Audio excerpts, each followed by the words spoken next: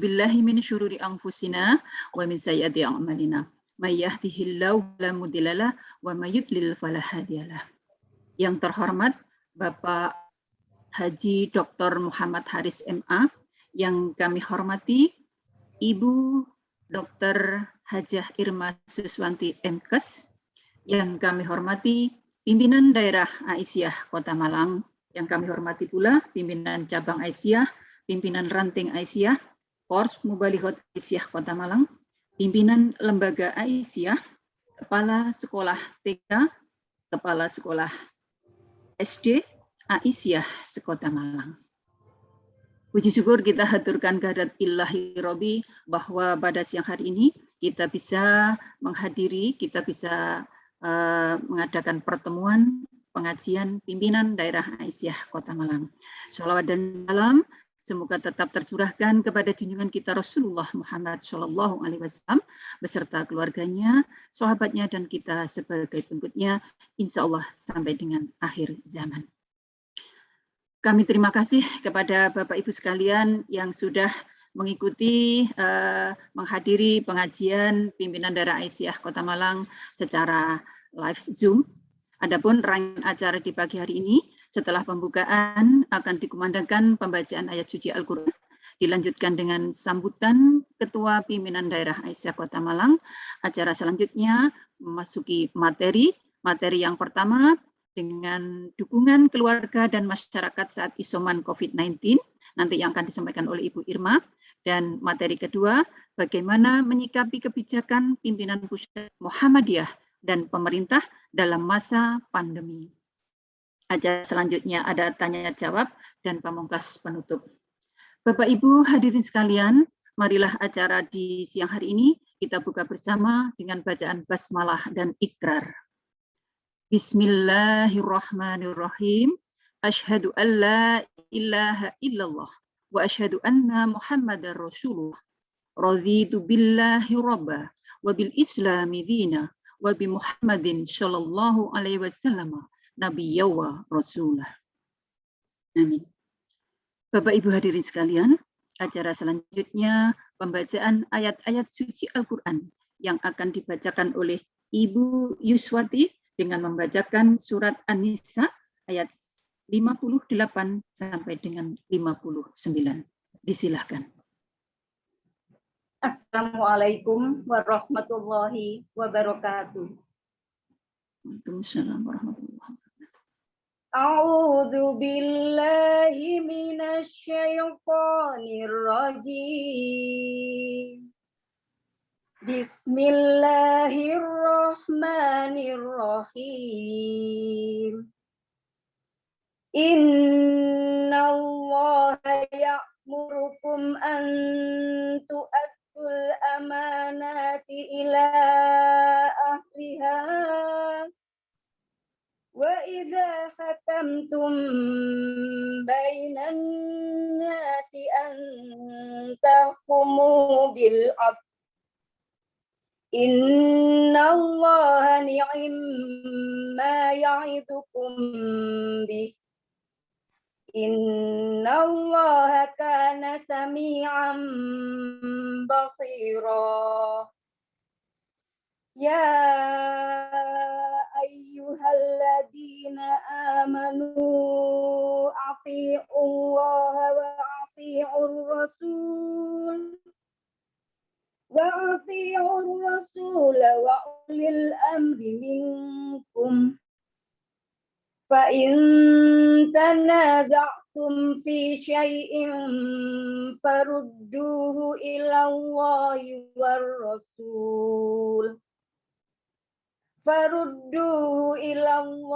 وَالرَّسُولِ إِن كُنتُمْ تُؤْمِنُونَ بِاللَّهِ وَالْيَوْمِ الْآخِرِ ذَلِكَ خَيْرٌ وَأَحْسَنُ تَأْوِيلًا. Aku berlindung kepada Allah dari godaan setan yang terkutuk dengan menyebut nama Allah yang Maha Pengasih lagi Maha Penyayang. Sungguh, Allah menyuruhmu menyampaikan amanat kepada yang berhak menerimanya Dan apabila kamu menetapkan hukum di antara manusia, hendaklah kamu menetapkannya dengan adil. Sungguh, Allah sebaik-baik yang memberi pengajaran kepadamu. Sungguh, Allah Maha mendengar, Maha melihat. Wahai orang-orang yang beriman, taatilah Allah dan taatlah Rasul, dan ulil amri pemegang kekuasaan di antara kamu.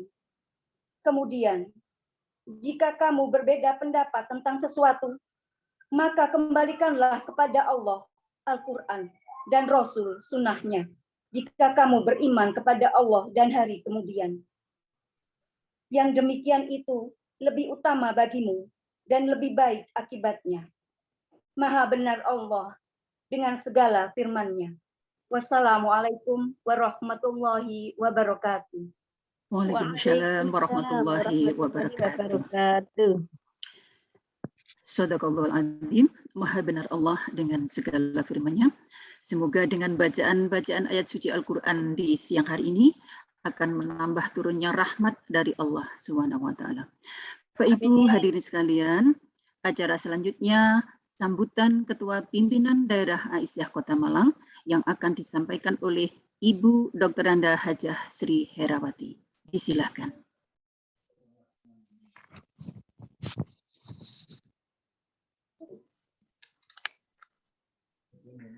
Bismillahirrahmanirrahim. Assalamualaikum warahmatullahi wabarakatuh.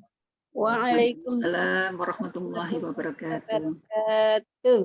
Innal hamdalillah alladzi nahmaduhu wa nasta'inuhu wa nastaghfiruh wa na'udzu billahi min syururi anfusina wa min sayyiati a'malina. May yahdihillahu fala mudhillalah wa may yudlil fala hadiyalah. Asyhadu an la ilaha illallah wahdahu la syarikalah wa asyhadu anna Muhammadan abduhu wa rasuluh la nabiyya ba'dah. Rabbi shrah li sadri wa yassir li amri wahlul 'uqdatam min lisani yafqahu qawli. Allahumma shalli wa sallim wa barik ala Muhammad wa ala ali Muhammad. Yang kami hormati Bapak Haji Dr. Abdul Haris MA.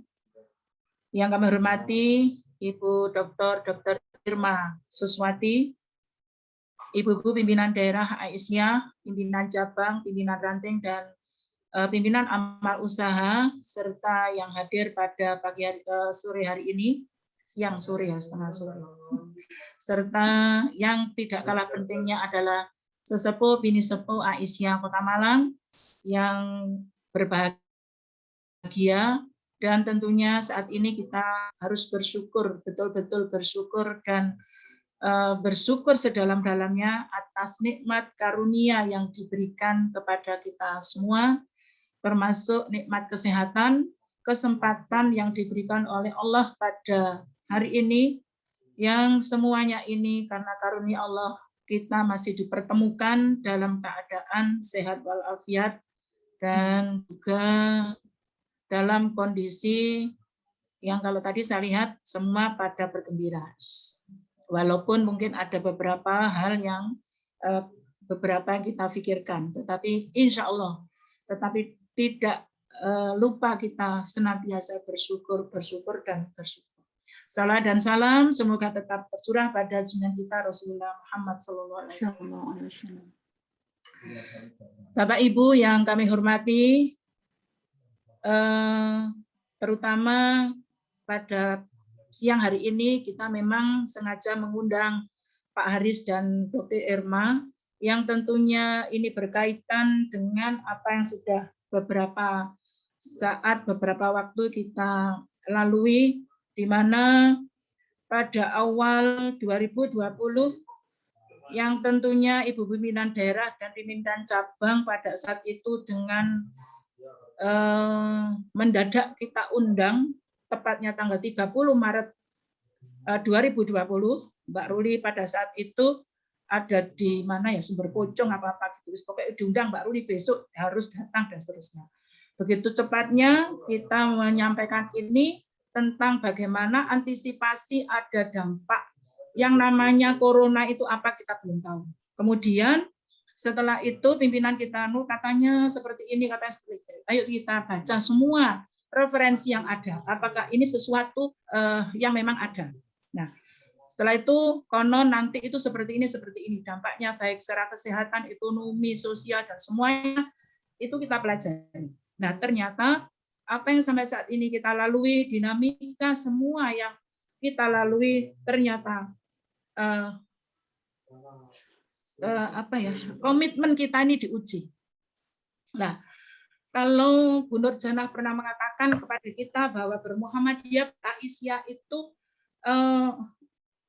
cara hablum minallah dan hablum minannas, di mana implementasinya itu melalui gerakan dakwah dan tajdid dilakukan sesuai dengan kemampuan, tanggung jawab dan amanah yang diberikan, baik di bidang pendidikan, sosial, dan semuanya. Nah, disinilah selagi kita masih diberikan kesehatan, kesempatan, kita harus berkhidmat betul sebagai orang-orang penggerak Aisyah ini, sebagai pimpinan, sebagai majelis, sebagai anggota, ini bagaimana secara tulus bisa melibatkan dan bersungguh-sungguh mentaati ketentuan dalam ber-Aisyah dan Muhammadiyah.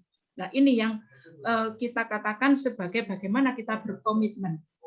Yunahar juga pernah menulis di Suara Muhammadiyah itu, komitmen berorganisasi itu sangat penting dalam melestarikan suatu organisasi. Nah, komitmen bermuhammadiyah itu bisa dilihat dari pimpinan dan warganya. Itu ada dua hal. Yang pertama itu bagaimana pelaksanaan paham beragama, apakah sesuai dengan paham beragama dalam Muhammadiyah atau tidak. Nah, kemudian yang kedua, bagaimana dalam berorganisasi, ber-Aisyah ini termasuk kepatuhan dalam melaksanakan keputusan-keputusan organisasi. Inilah bagaimana paham beragama itu sudah kita kaji, disampaikan Bu Nur berkali-kali dalam beberapa tahun ini, bagaimana kita mengaji dengan benar, kemudian fikih yang bagaimana kita lakukan, bagaimana kita Muhammadiyah ini berdasarkan Al-Quran dan As-Sunnah yang makbulah dan seterusnya, itu sudah kita kaji semua, tapi tidak putus-putusnya kita senantiasa mencari itu. Nah, begitu juga Ibu-ibu sekalian, bagi yang kedua, bagaimana seorang pimpinan atau anggota atau siapapun, paling tidak itu bagaimana kita sebagai pimpinan senantiasa melakukan rapat-rapat. Kalau dalam bukunya Pak Thohir Lut itu dengan judul rapat itu penting. Nah, maka dari itu mengikuti rapat itu merupakan suatu keharusan di dalam organisasi ini. Bagaimana kita itu diuji komitmen kita. Nah, tentunya dalam kondisi daring, dalam kondisi COVID ini kita mesti sering daring dan itu sering kita lakukan. Nah, bagaimanapun kegiatan kita padatnya mesti selalu kita ikuti. Nah, inilah yang namanya komitmen. Nah, bagaimana dengan karyawan amal usaha? Nah, itu dilihat juga dari dua komitmen lagi. Bagaimana dia secara profesional mampu memajukan amal usaha itu. Jadi kalau kemarin itu ada berita ya Bu ya, Bu Reni, SD Aisyah dengan 150.000, padahal itu gaji tahun 2004 pun itu. 2004 itu kan begitu ya. Nah, padahal sekarang sudah 2 juta, ditambah remunerasi, ditambah ini macam-macam. Nah, alhamdulillah. Karena berita yang seperti ini sering kita ikuti, akhirnya ada komentar Pak Haris, ini dari Bapak Muhammadiyah. Ini prihatin. Tak japri orang ya tak prihatin. Coba itu dicek lagi lah. Mbak Ruli sampai bingung ditakoki Pak Kadir, ditakoki Sopo. Aku nggak diwocok terus. Karena kita katanya, kata Pak Muhajir, literasi bangsa Indonesia itu rendah. Karena tidak dibaca secara lengkap. Nah, disitulah ibu-ibu, marilah kita bagi warga Muhammadiyah itu, bagaimana keaktifan kita. Mengikuti pengajian ini juga merupakan salah satu komitmen. Maka dari itu, paham agama harus menerus kita berikan. Makanya kalau ada yang mengatakan balik Baitul Arqam, nah itu karena apa? Untuk memberikan pemahaman kepada kita secara jelas bahwa pimpinan-pimpinan ini harus terus-menerus diasah dalam berkomitmen Seperti itu Ibu-ibu. Terakhir, kalau di dalam menyikapi COVID ini, ya. Coba Bu Halimah ya, yang anu ya. Bu Halimah, tolong mic-nya. Awal kita dulu, Undang-Undang Nomor 1 tahun 2020 tahun 2020 tanggal 31 Maret. Kita rapat tanggal 30 Maret. Undang-undang sehari itu dari pemerintah langsung turun. Nah, bagaimana dengan Muhammadiyah? Muhammadiyah ini rekomendasinya banyak. Surat MCC, surat edaran penyelenggaraan pendidikan, penugasan relawan, MCCC, MDMC, semua itu dilakukan oleh Muhammadiyah karena memang berkemajuan. Lah inilah ibu-ibu, bapak-bapak sekalian, itu harus kita pahami sehingga kita tidak mengikuti WA. Jaring ini. Akhirnya apa? Waktu ada pendaftaran vaksin, ada yang takut disuntik itu wajar. Tapi kalau vaksin itu merupakan sebuah konspirasi, itu tanya saja nanti ke Bu Irma. Pak, itu konspirasi apa enggak? Nah, Pak Haris juga nanti akan mungkin menyampaikan bagaimana Muhammadiyah itu punya segudang ahli di bidang kesehatan. 117 rumah sakit itu tidak sedikit di dalam menangani masalah-masalah kesehatan di Indonesia. Saya kira itu ibu-ibu, kita harus selalu mengupdate terus apa-apa yang menjadi keputusan-keputusan persyarikatan sehingga kita tidak ikut ke sana kemari. Inilah yang kami harapkan seluruh pimpinan sehingga tidak balik japri aku yo, wera kok ngajar pengajian sih ranting iki lah. Itulah Pak Haris mungkin karena kami juga ya Bu sabar Bu Muhammadiyah bagaimana, Asia bagaimana. Inilah mohon sabar atau bisa mungkin daring ya Bu tapi paketannya itu loh banyak kalau kita daring dan seterusnya. Nah, ini yang menjadi kendala kita, tetapi ini akan terus kita lakukan. Mudah-mudahan ibu-ibu bisa sabar menghadapi ini semua. Mudah-mudahan segera berakhir apa yang menjadi ujian bagi kita semua, dan mudah-mudahan kita bisa melaksanakan tugas-tugas organisasi dengan sebaik-baiknya, diberikan kesehatan yang prima oleh Allah SWT. Amin ya rabbal alamin. Sampaian ada hal yang kurang berkenan, saya mohon maaf. Terima kasih sekali Pak Haris sudah menyempatkan diri karena kesibukan, dan juga Dr. Irma yang sudah nanti akan memberikan beberapa materi kepada kita. Nasrullah. Dimakan bersama itu. Assalamualaikum warahmatullahi wabarakatuh. Waalaikumsalam warahmatullahi wabarakatuh. Terima kasih kepada Ibu Ketua Pimpinan Daerah Asia Kota Malang. Acara selanjutnya memasuki materi yang pertama, tentang dukungan keluarga dan masyarakat saat isoman COVID-19 yang akan disampaikan oleh Ibu Dr. Hajah Irma Suswati, MKes. Dipersilahkan. Mohon maaf Ibu, nanti insya Allah waktunya sampai jam 2. Ya, Bu Irma. Terima kasih. Assalamualaikum warahmatullahi wabarakatuh. Waalaikumsalam warahmatullahi wabarakatuh. Bisa dijadikan host Ji untuk screen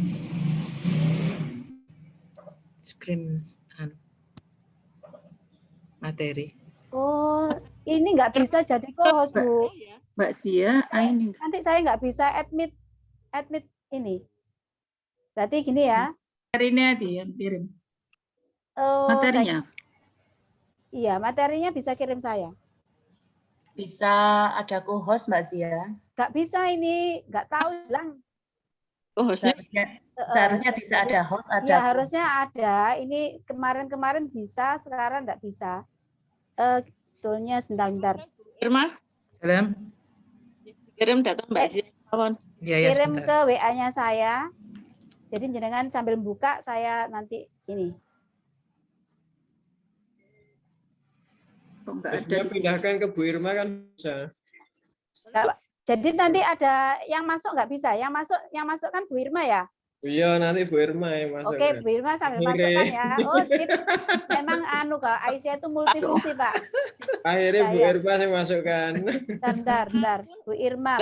Oke, itu aja biar cepet. Jadikan host. Nggak tahu ini kok. Yes. Ya sementara. Sudah. Oke, Bu Irma. JJ.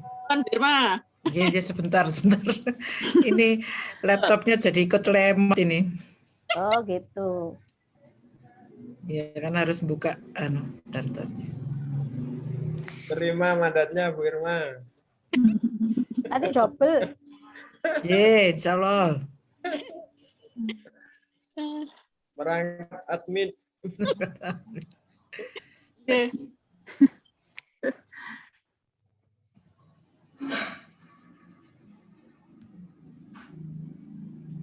Oke, apakah sudah terlihat, J? Ya, sebentar, Bu. Loading, masih loading. Sambil anu nggak apa-apa. Ya, dengan sambil Oke, prolog ya sudah bismillahirrahmanirrahim. masuk. Assalamualaikum warahmatullahi wabarakatuh. Terima kasih Waalaikumsalam atas warahmatullahi wabarakatuh. Waalaikumsalam warahmatullahi wabarakatuh. ini ya, diperkenankan saya untuk menyampaikan sedikit yang saya ketahui gitu ya, yang saya pelajari, yaitu tentang isolasi mandiri ya. Jadi isolasi mandiri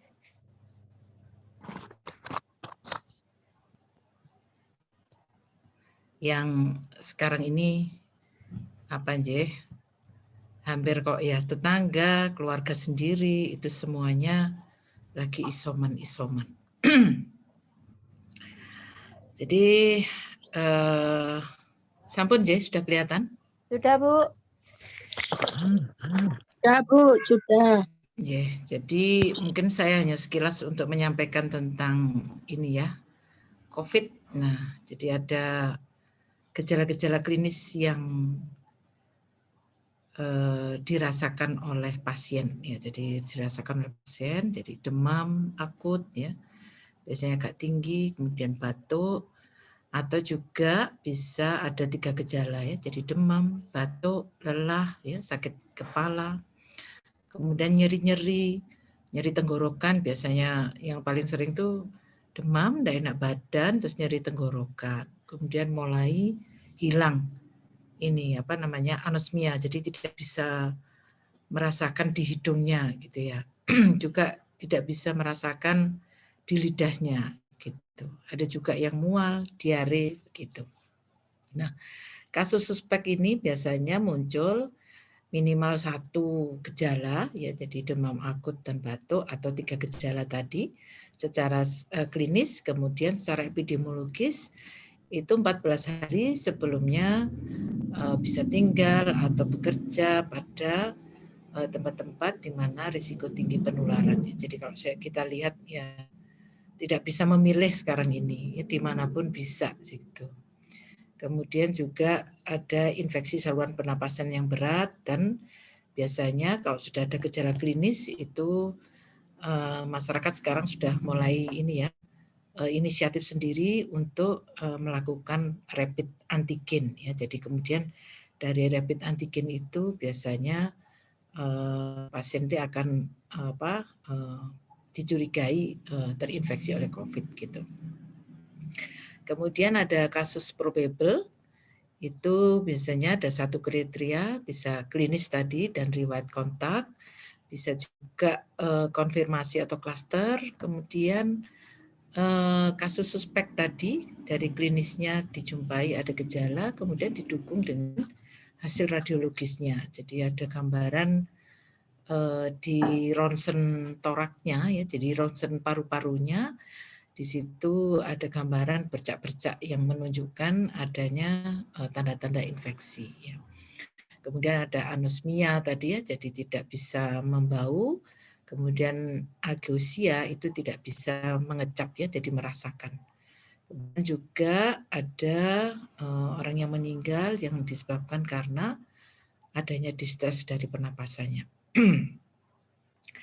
Kemudian yang positif tentunya setelah dilakukan pemeriksaan PCR ya, jadi PCR positif, rapid antigennya tadi ya positif, dan juga memenuhi dari kriteria tadi dari kasus probable, atau juga bisa asimptomatik. Asimptomatik itu berarti tidak menunjukkan gejala, tapi hasil rapid antigennya positif dan kontak kasus probable atau konfirmasi ya. Kemudian kontak erat, jadi di sini pernah bertatap muka atau berdekatan dengan kasus-kasus yang probable ya, kurang dari 1 meter dan bisa bertemu tatap muka ini selama 15 menit.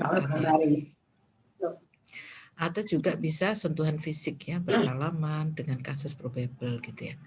Atau juga merawat kasus probable tanpa APD standar. Nah, ini gejala klinisnya ya. Jadi ada tanpa gejala, ringan, sedang dan berat ya. Ini saya tunjukkan yang gejala ringan tanpa gejala biasanya tidak ditemukan gejala apapun. Kemudian yang ringan biasanya mulai ada gejala tapi tidak dijumpai seperti radiologisnya gitu ya. Hanya mungkin batuk pilek, demam gitu aja gejalanya. Dan yang sedang sudah mulai ada gejala tadi dan sudah ada gambaran radiologisnya positif ya, terjadi ada pneumonia dan juga ada gangguan dari oksigennya begitu. Oh iya, belum ditanya, cuci tangan dulu. Kalau mau pipis-pipis sekalian. Jadi di situ oksigennya, jadi SpO2-nya. Jadi sekarang banyak masyarakat juga sudah membeli gitu ya. Jadi oksimetri dipakai untuk melihat oksigen yang ada di dalam tubuhnya itu berapa persen ya. Jadi di sini kalau sedang masih lebih dari 93%. Sedangkan kalau berat tentunya ada gejala pneumonia dan oksigen di dalam tubuhnya berkurang ya. Jadi kurang dari 93. Nah, bagaimana dengan isolasi mandiri? Nah, isolasi mandiri itu biasanya dilakukan bisa di rumah gitu atau juga di fasilitas kesehatan yang disediakan oleh pemerintah ya. Dan ini biasanya digunakan untuk orang-orang yang tidak bergejala tadi, jadi tanpa gejala atau asimptomatis. Kemudian gejala ringan. Dan lingkungan rumah atau kamarnya itu memiliki ventilasi yang baik ya. Jadi ada udara untuk ini bagus ya. Jadi bisa ada perubahan.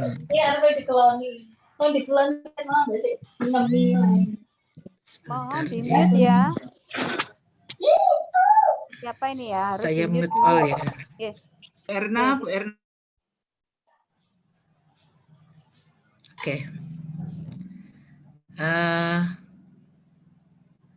Nah, isolasi mandiri itu kapan ya? Jadi bisa tanpa gejala ya. Jadi yang tanpa gejala itu di rumah atau fasilitas publik ya. Kalau di Malang di sini kan di Kawi, di Jalan Ijen itu. Kemudian berapa hari? Selama 10 hari. Nah, di sini dipantau oleh petugas ya. Jadi FKTP, kemudian kontrol juga di FKTP setelah selesai masa isolasi mandirinya. Kemudian yang bukan termasuk obat-obatan adalah isolasi mandiri harus menggunakan masker, ya cuci tangan, jaga jarak, kemudian tidurnya terpisah, alat makannya juga digunakan itu sendiri dan harus segera dicuci. Kemudian berjemur, ya jadi biasanya jam 10 sampai jam 1 begitu. Dan di sini untuk isolasi mandiri ini adalah ukur suhu 2 kali sehari pagi dan malam.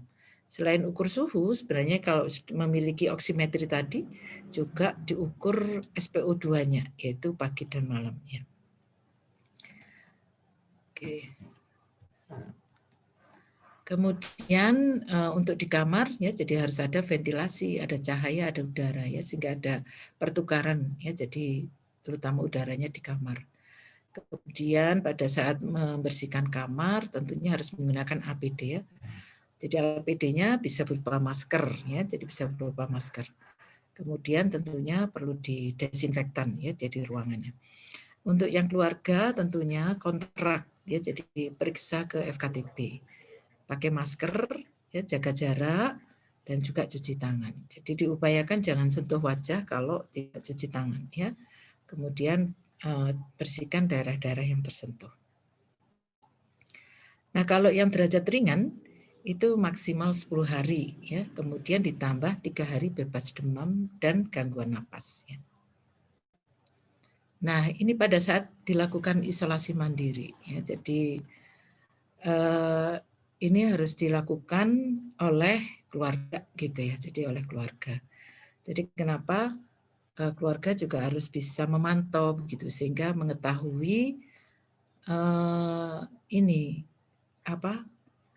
infeksi COVID-nya ini sudah bisa mereda atau makin memperburuk begitu. Sehingga sesegera mungkin untuk bisa mendapatkan pertolongan kan gitu ya. Jadi tidak dibiarkan. Nah, ini tentunya catatannya, jadi ini catatannya yang bisa dilakukan ya. Jadi setiap hari tadi pagi sore jadi dilihat ukur suhunya ya, jadi suhunya berapa, kemudian saturasi oksigennya, jadi menggunakan oximetri itu. Jadi di situ dilihat yang di atas ya, jadi 94 ini adalah melihat saturasi oksigennya. Kemudian yang bawah adalah nadinya. Ya, jadi nadinya bisa dicek dengan menggunakan oximetri.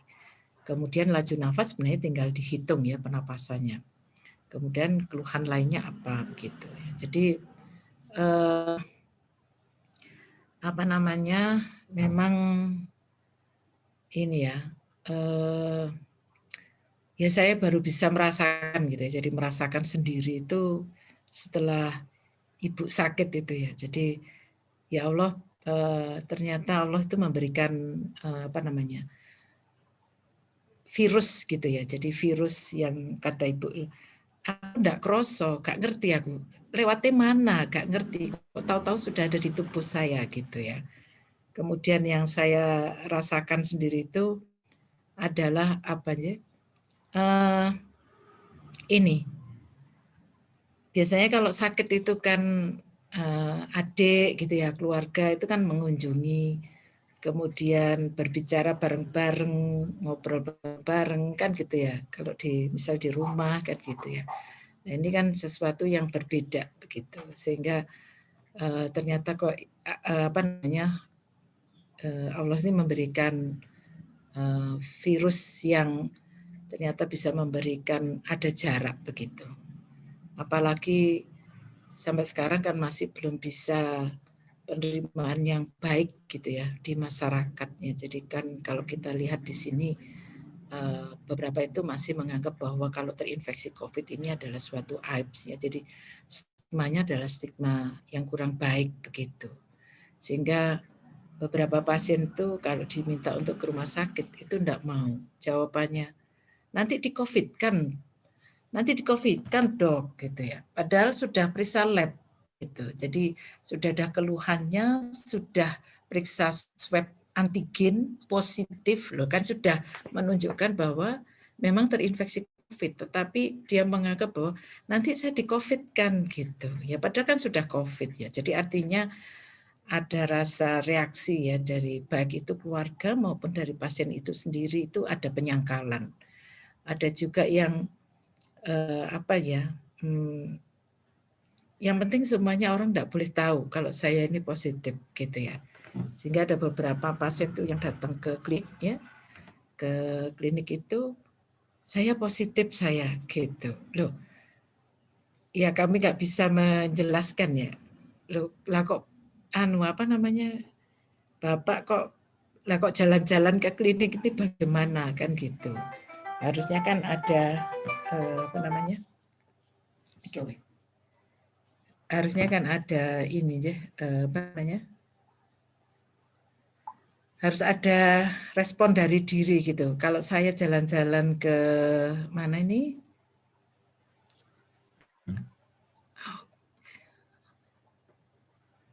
Gimana sih?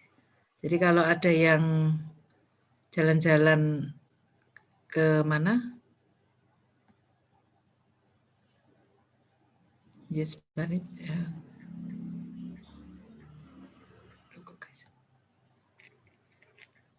Ke klinik itu kan otomatis dia naik apa, kemudian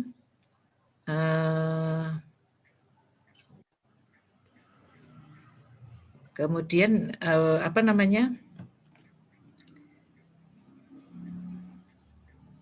bertemu dengan siapa kan begitu ya. Terus di ruangan saya sendiri kan gitu, di ruang tunggu itu kan juga begitu. Kalau dia tidak menjaga jarak ya, jaga jarak untuk duduk ya, dia menganggap bahwa itu baik-baik saja kan bisa terinfeksi ya. Sehingga makanya kadang-kadang orang yang menganggap bahwa ini adalah apa namanya, aib itu menyebabkan jadinya kurang pas gitu, sehingga dia malah bisa memberikan menularkan ke orang lain. Itu yang kadang-kadang tidak dipahami. Sebenarnya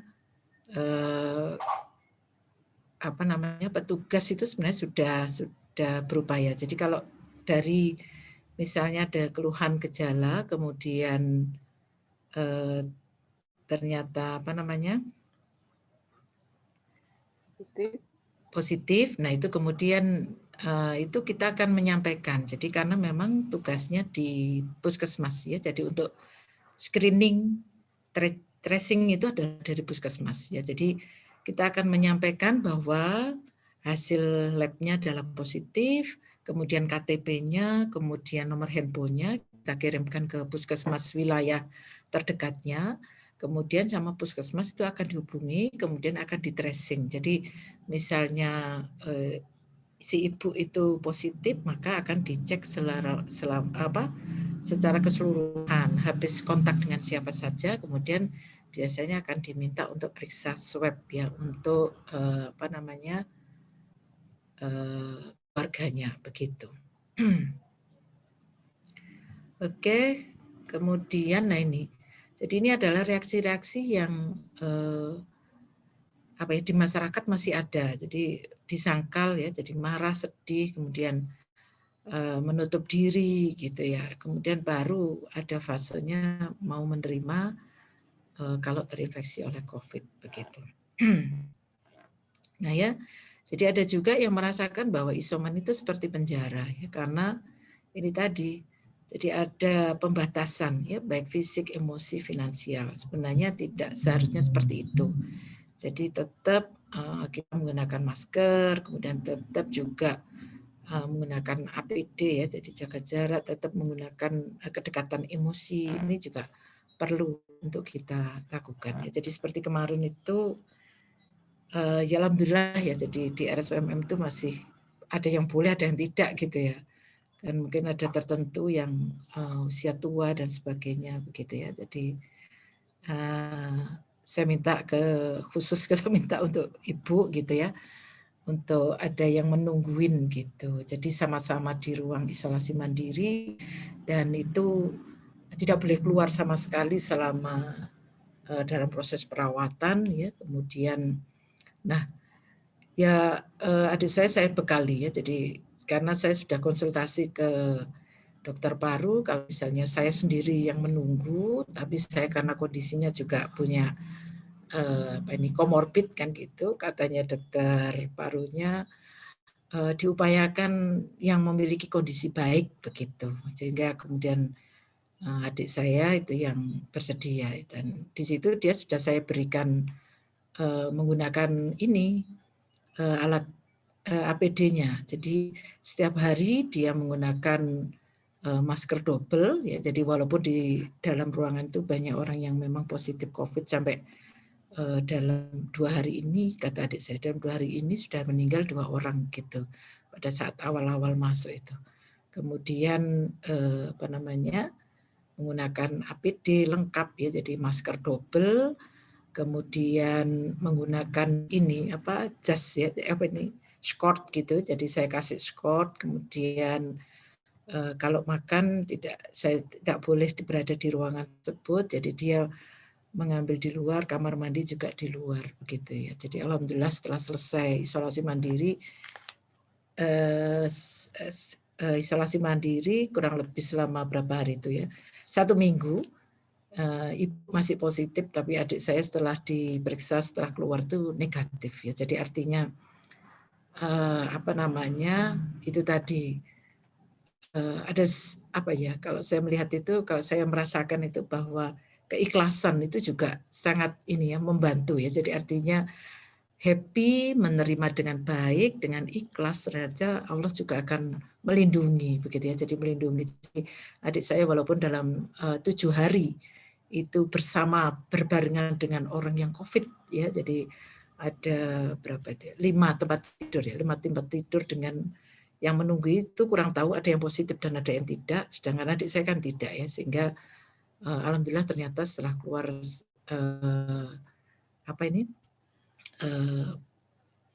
setelah opname itu tadi saya juga masih negatif ya. Tapi alhamdulillah Ibu isolasi mandiri dilanjutkan di rumah dan 1 minggu kemudian kami lakukan PCR kembali, alhamdulillah sudah negatif ya. Jadi memang ini adalah suatu proses ya, jadi proses sehingga saya sendiri juga ya menangis gitu ya kalau merasakan ya. Jadi karena saya setiap pagi sama sore itu selalu ngecek rumah pada saat isolasi mandiri di rumah.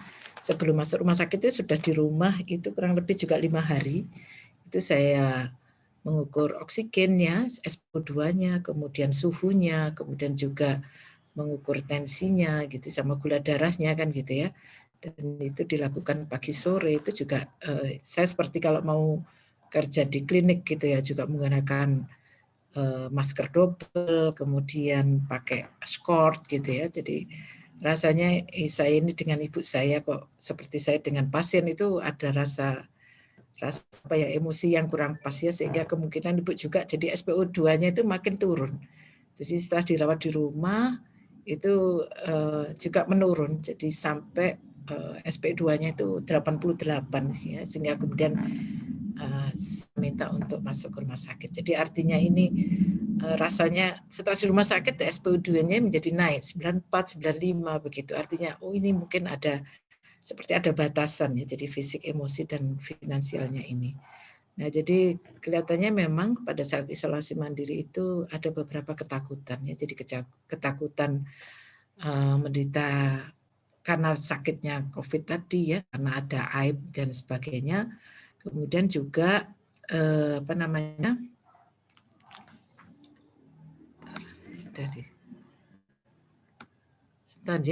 ada yang waiting. Kemudian ketakutan saat isolasi mandiri gitu ya. Iya nih ya, kata ibu kalau ditelepon sama temennya, iya ini lagi isolasi mandiri, itu makanannya dicandelkan di pintu seperti itu ya. Jadi rasanya seperti bagaimana gitu. Kemudian pada saat isolasi pun juga ada rasa kebosanan dan frustasi ya. Jadi itu adalah permasalahan-permasalahan pada saat dilakukan isolasi mandiri. Mohon maaf Ibu, waktunya 4 menit lagi. Oh, jadi makanya kenapa? Jadi kalau bisa kan kita mencoba menghindarkan ya. Jadi kalau bisa aibnya jangan dibuatkan stigma bahwa itu adalah suatu aib gitu ya. Jadi kalau bisa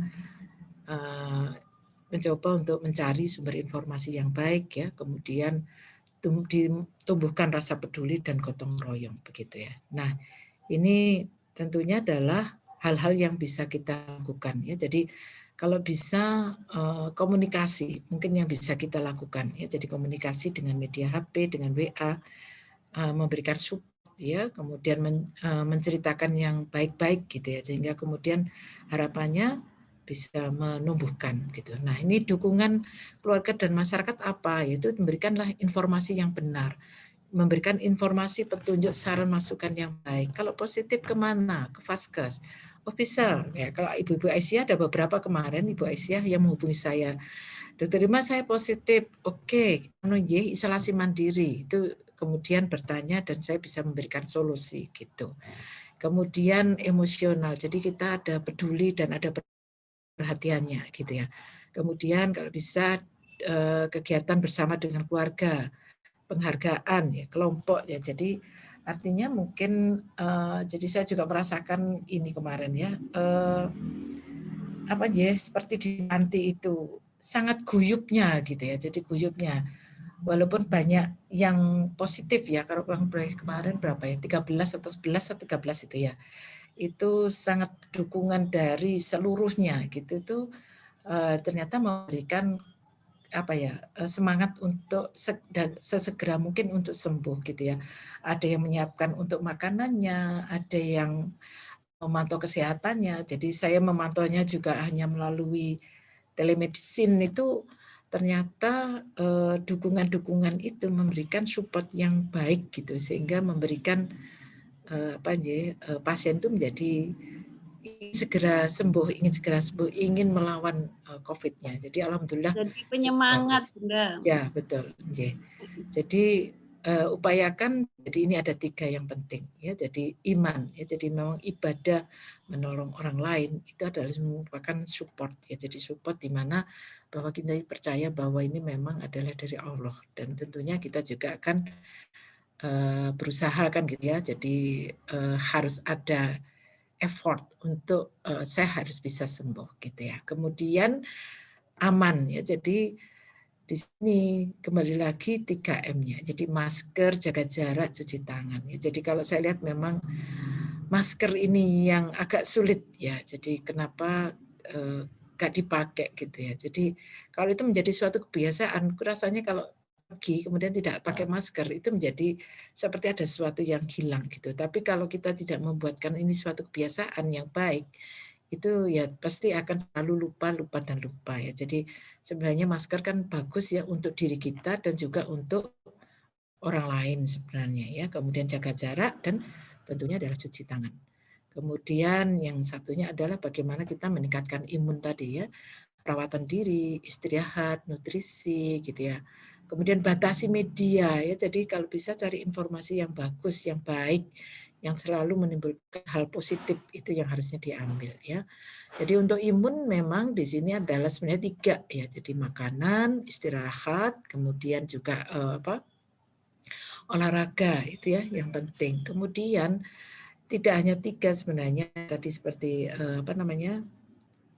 vaksin ya. Jadi vaksin itu juga merupakan salah satu untuk meningkatkan imun ya. Jadi tidak hanya vaksin saja atau tidak hanya 3 itu saja. Jadi vaksin itu juga mempercepat untuk timbulnya imun. Itu adalah bukan salah satu cara kita untuk bagaimana mencapai ini tadi bersama-sama untuk melewati pandemi ini ya. Jadi kita tidak tahu pandemi ini sampai kapan, bisa 3 tahun, bisa 5 waktunya. tahun. Oke, terima kasih.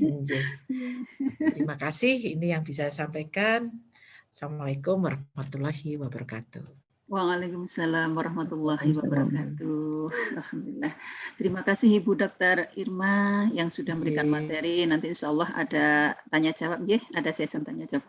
Bapak Ibu hadirin sekalian, memasuki materi kedua yaitu tentang bagaimana menyikapi kebijakan pimpinan pusat Muhammadiyah dan pemerintah dalam masa pandemi yang akan disampaikan oleh Bapak Dr.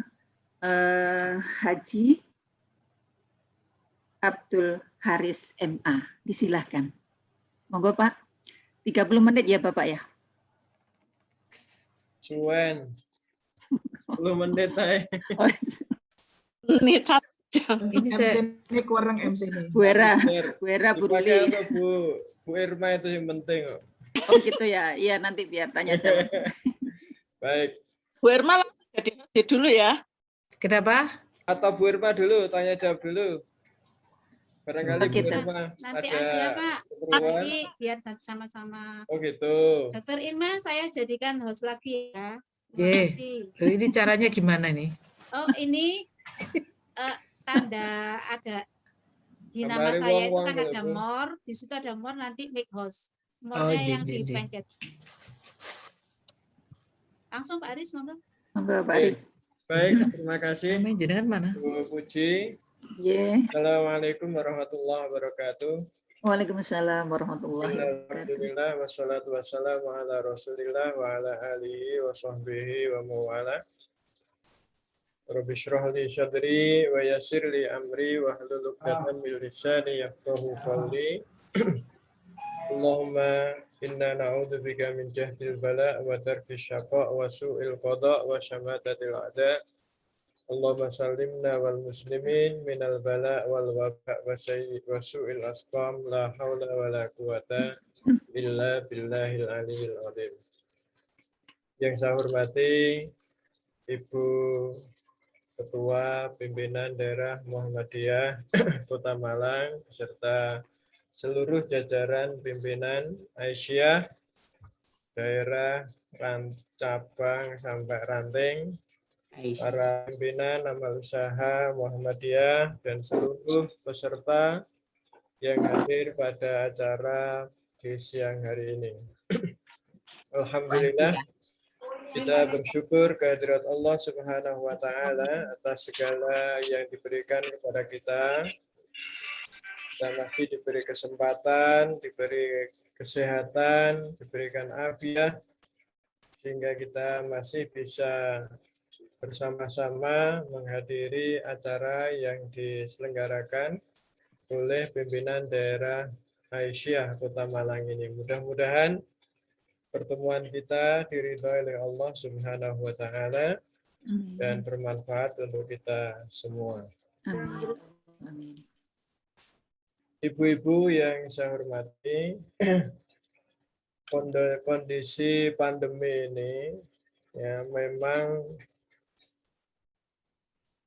menjadi tantangan besar ya, bagi kita semua. Jadi hampir seluruh dunia ini sekarang ini dibuat kalang kabut ya dengan adanya pandemi ini. Termasuk ya di Muhammadiyah ya, dalam hal yang terkait dengan persoalan berorganisasi. Jadi pandemi ini memberikan banyak sekali pelajaran yang terkait dengan bagaimana kita ini berorganisasi. Jadi saya tidak menyinggung yang sudah disampaikan Bu Irma ya, karena bukan bidang saya. Tapi saya ingin menyinggung persoalan yang terkait bagaimana kita berorganisasi. Banyak edaran sudah diterbitkan mensikapi adanya pandemi ini. Ya, mulai dari yang pertama dulu, ya, di awal itu menjelang Hari Raya Idul Fitri, ya, sampai yang kemarin menjelang Hari Raya Idul Adha. Itu respon terhadap kebijakan itu beragam di tingkat bawah. Bahkan ya banyak menimbulkan ketegangan antara pimpinan ya yang di atasnya dengan pimpinan yang di bawahnya. Jadi ya mungkin sampai sekarang juga masih ada itu ya dampak-dampaknya itu. Bahkan di awal dulu ketika edaran pertama suruh lockdown masjid itu ya antara ya di beberapa daerah juga terjadi ya antara pimpinan daerah dengan pimpinan cabang dan pimpinan ranting itu terjadi ketegangan. Yang pimpinan daerah ya itu ditekan oleh pimpinan wilayah. Ya, tapi di bawah kondisinya berbeda. Akhirnya kemudian menimbulkan banyak persoalan. Ya, kenapa persoalan itu muncul? Ya, yang pertama tentu karena yang tadi disampaikan komitmen. Komitmen itu apa? Komitmen itu ya kesediaan kita menerima apa yang ada di organisasi kita ini. Kalau kita ini punya komitmen yang tinggi, sebenarnya tidak ada masalah itu. Manut saja dengan yang di atas sudah selesai. Hanya kadang-kala persoalan itu muncul bukan murni karena kebijakan itu. Ini yang saya tangkap. Tidak murni karena kebijakan itu, tapi karena ada kerugian ya, yang sifatnya pribadi, yang kemudian dikait-kaitkan dengan kebijakan itu. Ini yang seringkali muncul seperti itu. Bukan persoalan kebijakan, bukan tidak paham harus bersikap, bukan persoalan itu. Tapi kadang-kala ada persoalan yang sifatnya pribadi, ya, yang merugikan dirinya ketika itu ditutup.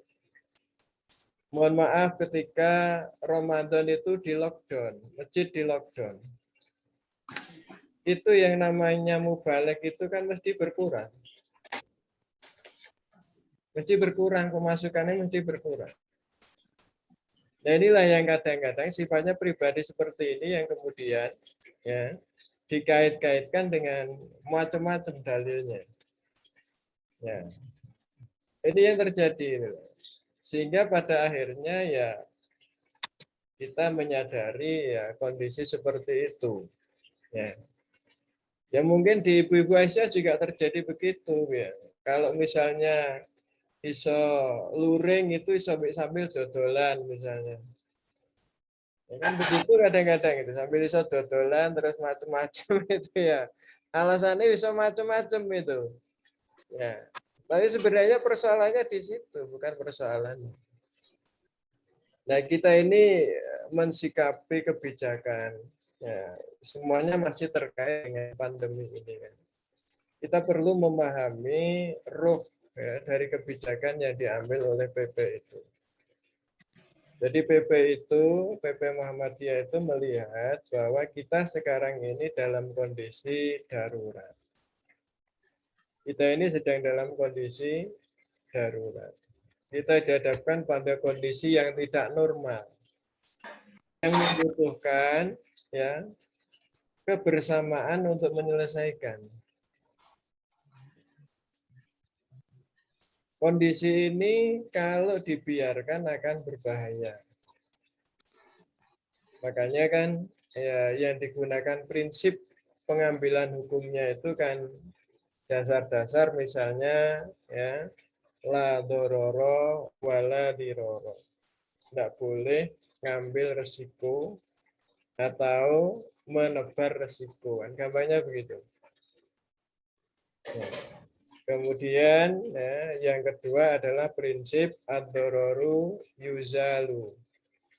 Ya, kalau ada bahaya itu harus dihilangkan, tidak boleh dibiarkan. Kemudian prinsip yang lain adalah darul mafasid muqaddamun ala jalbil masoleh. Ya, menghindari bahaya, menghindari kerusakan itu lebih didahulukan daripada mengambil maslahat. Ya. Kemudian prinsip yang lain adalah ad-daruratu tubihul mahdurat. Ya. Kondisi darurat itu membolehkan yang asalnya tidak boleh. Hukum rukhsah yang dipakai. Makanya kebijakannya semuanya mengarah ke situ. Ya. Misalnya kebijakan harus prokes. Itu karena kalau tidak prokes itu berbahaya. Karena berbahaya. Nah, yang perlu diperhatikan di sini, seringkali banyak orang itu tidak konsekuen, ya, menghubungkan antara prokes dengan iman. Jadi seakan-akan yang tidak prokes itu merasa imannya lebih kuat, lebih baik. Ada yang begitu nggih? Jadi ada yang merasa bahwa tidak prokes itu imannya lebih baik. Ya, jadi karo virus kok wedi. Kan begitu. Karo Gusti Allah ra wedi kok karo virus wedi loh kan begitu. Ya. Padahal kan sebenarnya orang itu pakai masker misalnya ya, pakai masker itu kan podo karo orang pakai sandal gitu, ben gak kena beling. Podo aja dengan itu lah jane itu. Kan tidak ada orang mengatakan, loh kok pakai sandal, kok wedi mbek beling. Kan tidak ada yang begitu. Padahal podo wae asli nih. Atau sama saja dengan orang itu, ya waktu hujan pakai payung. Karo udan kok wedi, karo Gusti Allah ra wedi. Kan tidak ada yang mengatakan begitu. Nah inilah yang harus didudukkan itu ya. Jadi rono hubungannya itu. Sing ndak pakai masker terus imane kuat itu ya ora. Ya. Nah begitu. Jadi orang pakai masker itu menghindari bahaya, bukan wedi mati, bukan. Menghindari bahaya, kayak orang itu pakai sandal menghindari ben gak kena beling. Pakai payung menghindari ben gak kudanan. Padha mek iku lho. Kan tidak ada orang yang pakai payung terus wedi karo udan, wedi karo mati kan tidak begitu. Ya, kecuali karo yang niatnya kemudian wedi mati loh, mati kok wedi. Ya, beda itu. Nah, ini yang sering kali muncul terjadi seperti itu. Sehingga orang itu kemudian tidak taat pada prokes. Ya, sehingga tim Ibu Irma itu wis bolak-balik ngandani ora dipercaya. Ya, bolak-balik ora dipercaya. Pasrah ning Gusti Allah. Loh, pasrah itu yang dimaksud pasrah itu ya opo gitu. Namanya tawakal itu ya opo. Jadi orang kadang-kadang tidak konsekuen. Ya. Nek wayahe mati-mati gitu. Lah opo nek numpak sepeda motor kok nganggo rem barang itu. Nek wayahe mati ya mati. Kok nganggo rem barang itu lah opo. Ya kan persoalannya kan sama dengan begitu loh. Lah kok rabi barang nggak pengen duwe anak, wayahe duwe anak lah opo rabi barang. Nek tawakal kan ya kudu rapi dhisik. Ben duwe anak, ben kumpul dhisik karo bojone lah. Nek gak kumpul bojone kan ya nek takdirin duwe anak ya rasa kumpul kan enggak boleh begitu. Yang namanya tawakal itu. Ya kumpul dhisik, ya setelah itu baru tawakal kepada Allah. Ya, itu jenenge tawakal. Nah, orang sekarang itu kadang-kadang apa itu enggak konsekuen itu cara memaknai sesuatu itu. Ya, sehingga kemudian melakukan hal-hal yang sebenarnya tidak tepat gitu. Ya, tidak tepat meletakkannya itu tidak tepat. Gitu ya. Nah, ini yang saya temui banyak begitu itu. Jadi masjid sing gak nggo prokes itu merasa bahwa gue iki lho sing paling taat gitu. Iki lho sing paling bertakwa gitu. Padahal malah keliru ya seperti itu kan malah keliru. Karena tidak menggunakan apa itu sunnatullah. Jadi semua itu ada takdirnya. Jadi misalnya orang sakit itu takdir. Sakit itu takdir. Ya. Nah, takdirnya sakit itu sakit tertentu, misalnya sakit batuk. Itu takdirnya ya ono penyebabnya. Ya. Ono cara penyembuhannya itu jenenge takdir. Ya. Kemudian apa itu api. Api itu takdirnya membakar. Ya, takdir cara menyelesaikannya ya disiram air. Ya begitu. Anak wahruh barang bahaya itu tidak boleh kemudian dilawan. Malah berdosa kita ini. Kita ini tahu barang bahaya kok diparani tidak boleh. Itu namanya bunuh diri. Ya, jadi kalau orang itu tahu bahaya kok niatnya tawakal dan dia tahu itu bahaya itu jenenge malah bunuh diri. Ya, misalnya roh ono singo itu lah, tawakal lah, supaya mati paranono wis singone ulah dipangan tenan. Ya, kan ya harus dihindari. Takdirnya piye carane? Nah, singo itu binatang buas. Takdirnya singo itu binatang buas. Nek diparani menungso, iku dipangan karo singo. Nah, takdirnya piye carane menghindari? Yo, aja nyedek. Nah, ono singa aja diparani. Nah, itu takdir jenenge. Itu namanya sunnatullah. Ya, itu namanya sunnatullah. Itu jenenge takdir. Ya, seperti ketika apa itu Umar bin Khattab, ya, itu ketika mau masuk ke daerah Syam, ketika sampai di perbatasan ya antara Yordania sekarang ya dengan Saudi Arabia, ya, ada namanya desa namanya Farwo. Ya, lalu dia ditemani oleh para komandan pasukan.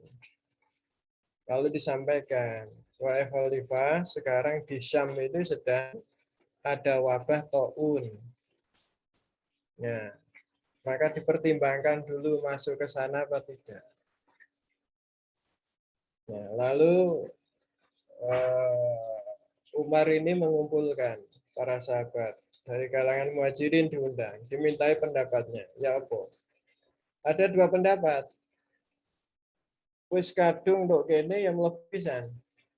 Ya. Nek wayahe mati mati. Wayahe kena kena.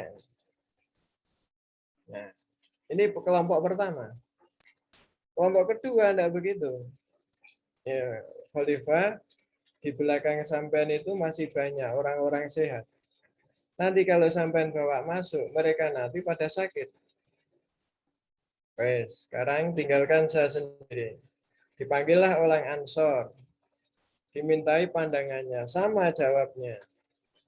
Ya, ada kelompok yang ingin tetap masuk ya, dengan alasan takdir, yang satu enggak. Ya, harus hati-hati. Lalu yang terakhir adalah para sesepuh, ya, yang diundang para sesepuh dari kalangan muhajirin. Dimintai pendapatnya. Wes kudu diiman-iman sahabat iki. Ya, saiki balik ae wes. Akhirnya Umar membuat keputusan. Besok pagi kita semua akan kembali ke Madinah. Gak situ masuk ke Syam. Ada suatu sahabat namanya Abu Ubaidillah bin Jarrah. Dia adalah seorang sahabat yang ilmunya tinggi, ya, takwanya juga tinggi. Itu protes pada Umar. Ya. Wahai Umar, apa kamu ini lari dari takdir? Umar kaget dengan pertanyaan ini. Lu kok yang tanya gini kok sampeyan Abu Ubaidillah? Sampeyan ki wong pinter gitu loh. Sampeyan ki wong saleh kok takon ngene gitu loh. Lalu dijelaskan oleh Umar. Saya kira sampeyan itu punya kambing, lalu sampeyan gembala. Di sisi kiri sampean itu tidak ada sukete, sing kanan iku sukete akeh. Kalau kamu berada di tempat yang tandus tadi, kamu pindah enggak ke tempat yang subur? Nah, ini pertanyaannya Umar. Ya sama, kita ini juga seperti itu. Mosok barang bahaya kok diparani. Nah, seperti itu loh. Saya itu berpindah dari satu takdir menuju takdir yang lain. Nah, inilah pandangan Umar. Nah, seperti itulah kondisi yang ada itu seperti itu. Apa di kebijakan yang digunakan oleh Muhammadiyah itu berpegang pada hal-hal seperti itu. Dan Islam ya, itu ya mendukung hal seperti ini. Ya, sehingga ketika kondisi ini kondisi tidak normal, maka hukum yang berlaku ya hukum tidak normal. Hukum tidak normal itu gimana? Ya barang-barang yang asalnya tidak oleh jadi oleh. Misalnya, ya orang sholat, ya mestinya kan kudu rapet, ya kudu rapet. Nah kondisi darurat seperti ini, nak rapet berbahaya. Maka boleh rapat. Ya, seperti itu loh. Pakai masker ketika sholat kan tidak boleh nutup mulut ketika sholat biar suaranya tidak ketutupan gitu loh. Ya itu nek normal. Ya nek gak normal kalau tidak pakai masker berbahaya ketularan. Ya boleh wong barang berbahaya. Sama ini namanya hukum rukhsah. Dalam kondisi seperti ini, rukhsah berlaku. Rukhsah itu dispensasi. Ya, rukhsah itu dispensasi namanya. Sama dengan orang itu, kalau sholat, ya, kudune ngadeg. Lenek ngadeg tambah ambruk, ya oleh duduk toh. Masa dipaksa kudu ngadeg. Kenapa? Karena kondisinya darurat. Gak iso ngadeg. Jadi barang-barang darurat itu ad-daruratu tubihul mahdurat. Barang-barang yang darurat gak normal itu membolehkan yang asalnya tidak boleh. Nah inilah yang kadang-kadang tidak dipahami lah. Ya sering kali banyak warga Muhammadiyah itu ya mencari fatwa lain, bukan fatwanya orang Muhammadiyah. Ya. Nah, fatwa lain itu ya tidak dilihat sapa sing duwe fatwa. Wis pokoknya wong numpak mobil, ya ketonan ngono tok terus gawe fatwa, ya dipercaya. Iku iso maca kitab apa ndak ora didelok. Maca Qur'ane wis genah apa ndak ora didelok. Ya, mergo heroik tok gitu loh. Nah sekarang itu orang itu beribadah itu seringkali yang dikedepankan heroiknya, bukan ilmunya. Ini yang sekarang ini banyak terjadi. Nah, orang senang belajar pada mu'alaf sing lagi iso maca Quran gitu ya. Nah, fatwane ulama-ulama sing pinter-pinter itu ora dipercaya. Ono sing mu'alaf lagi maca Islam itu ahli tafsir itu didongakno ben cepet mati bareng. Ya kan cek mu'alaf itu. Ya kan gitu-gitu itu dipercaya gitu kadang-kadang warga Muhammadiyah itu. Ya, kalau begitu itu kok menjadi tidak cerdas malahan wong Muhammadiyah itu. Ya harusnya orang Muhammad itu cerdas. Saudi itu kurang ulama opo. Ya, kurang ulama opo. Ya cek masih jaga jarak itu di Saudi Arabia itu, di Mekah itu kan masih jaga jarak. Itu gak dipercaya. Saya dipercaya malah takmire. Ya, takmire sing rung iso maca kitab iku lho dipercaya kadang-kadang. Ya, seperti itu. Ya, prinsipnya apa? Lah ning pasar iku lho. Uyul-uyulan gak apa-apa. Mosok kene nang masjid ibadah kok wedi kalah mbek wong pasar lho. Hubungannya ra padha gitu lho. Wong pasar itu melanggar aturan. Wong melanggar kok ditiru gitu lho. Ya. Nah inilah yang kadang-kadang diinikan. Delok sing apa? Bal-balan niku ora nganggo masker gitu lho. Lah wong wis disuntiki kabeh ning kono. Sadurunge mlebu stadion ki wis dites kabeh. Negatif kabeh, sing enggak negatif gak oleh. Nah kalau masjid bisa begitu ya enggak ada masalah. Enggak ada masalah. Enggak ada masalah tuh Bu ya. Kalau karuan aman kan enggak ada masalah gitu. Nah, karena itu kan kemudian kita ini harus bisa mengambil sikap yang tepat gitu ya. Ya memang kadang-kadang kebijakan itu tidak bisa digeneralisir. Ada kondisi-kondisi tertentu di lapangan itu kadang-kadang tidak sama dengan yang diprediksikan oleh kebijakan. Ya karena itu dibijaki saja lagi, kebijakan yang dibijaki lagi. Intinya ruhnya yang penting tetap tadi itu, jaga keselamatan bersama. Kalau itu bisa menjaga keselamatan bersama, ya monggo. Ya monggo membijaki kebijakan yang sudah ada. Misalnya kalau dalam kebijakan yang terbaru ini kan, kalau mau sholat kan dianjurkan di rumah. Tapi kalau tetap ingin nang masjid, kudu tetap dijaga prokesi. Ya kan begitu. Lah nek iso njogo, ya jangan. Kan begitu. Nek iso njogo ya monggo. Ya, pengajian misalnya, pengajian. Pengajian itu kira-kira bisa ndak njogo supaya aman. Supaya aman. Nah iso njogo ya monggo. Mohon maaf Bapak, waktunya 2 menit lagi. 2 menit lagi. Nggih. 2 Kakek ada gue ya. Ya wes 2 menit ya. Jadi seperti itu ya. Karena itu kan kami kemarin juga begitu akhirnya. Ya silakan kebijakan itu dibijaki lagi di lapangan. Misalnya yang kemarin itu mau sholat Id, ya silakan dikoordinasikan dengan Satgas COVID yang ada di lingkungan itu. Ya, kalau memang siap dengan segala aturan yang ditetapkan dan bisa menjaga ini, ya mau mengadakan itu silakan. Yang penting rohnya tadi dijaga.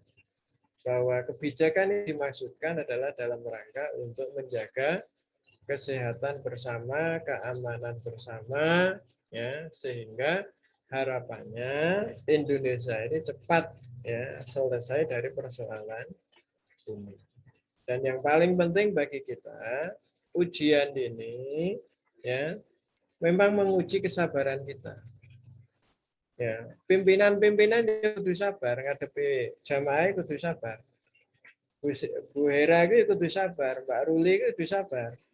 Nek gak sabar, iku iso bentrokan karo masyarakat dhewe iso bentrokan. Ya. Makanya kita kudu sabar. Ya caranya gimana? Ya 2 pendekatan kita gunakan. Pendekatan spiritual, mendekatkan diri kepada Allah kita tingkatkan. Lalu pendekatan medis, ya ikuti sunatullahnya seperti apa, tetap kita jaga. Ya, sehingga ya masjid misalnya mau buka, ya yang penting progresnya dicoba. Karena itu bagian daripada pendekatan diri kepada Allah Subhanahu wa Ta'ala. Ya, semangat untuk terus ya membaca Quran, berdoa, ya ini selalu kita lakukan. Ya, sehingga 2 pendekatan ini tetap kita gunakan. Nah, gimana dengan sekolah? Ya sama, bijaki saja. Kalau bisa menjamin keamanan, kalau bisa menjamin ya keselamatan, ya monggo carane piye carane. Ya, karena juga masalah kayak Bu Halimah itu ya masalah. Mosok ngajari anak kok lewat daring. Arek cili-cili apa iso diujar pakai daring itu. Ya. Arek SD kelas 1 kelas 2 itu ya. Ya. Ya memang ini kondisi ini membutuhkan kerjasama. Ya, antara guru, rumah, masyarakat, ini kan harus ada kerjasama. Nah, ini disebut dengan apa itu ekosistem pendidikan itu harus kita ini kan gitu ya. Jadi seperti itu. Gimana membangun kerjasama antara guru, rumah, dan masyarakat ini supaya bisa berjalan dengan baik. Yang memang kita rasakan banyak sekali ya. Ya. Banyak sekali yang harus kita pikirkan ulang, yang seringkali justru itu membuat inovasi-inovasi baru. Gimana cara? Nah inilah ya makanya Allah mengatakan bahwa sebenarnya Rasulullah mengatakan bahwa sebenarnya ujian itu adalah tanda cinta Allah kepada manusia. In radiya falahu ridha wa in sakhita falahu sukhtu. Kalau kita ini rela menerima, ya maka akan mendapatkan keridhaan Allah.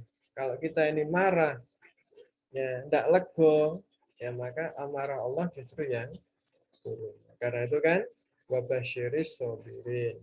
Yang sobirin itu yang gimana? Orang sabar itu alladzina idza asabathum musibah qalu inna lillahi wa inna ilaihi raji'un. Karena semua ini datangnya dari Allah, ya penyelesaiannya juga Allah. Ya, maka 2 pendekatan tadi tetap dilakukan.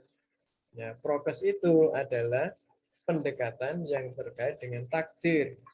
Nah, ikhtiar mengikuti takdir, mengikuti sunnatullah. Sementara spiritual itu ya pendekatan kita kepada Allah.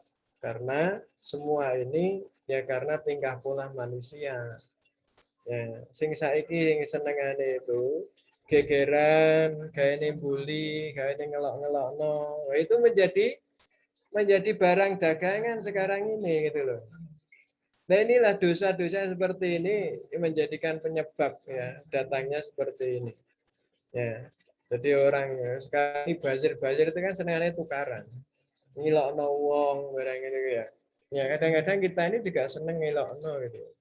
Ya dosa-dosa yang seperti inilah yang diantaranya yang harus kita coba renungkan ya semua yang kita lakukan selama ini ya kita evaluasi ya barangkali karena apa yang kita lakukan itulah Allah mengingatkan kita semua. Tentu kita berharap mudah-mudahan semua ini segera diangkat oleh Allah ya dan dikembalikan normal kembali.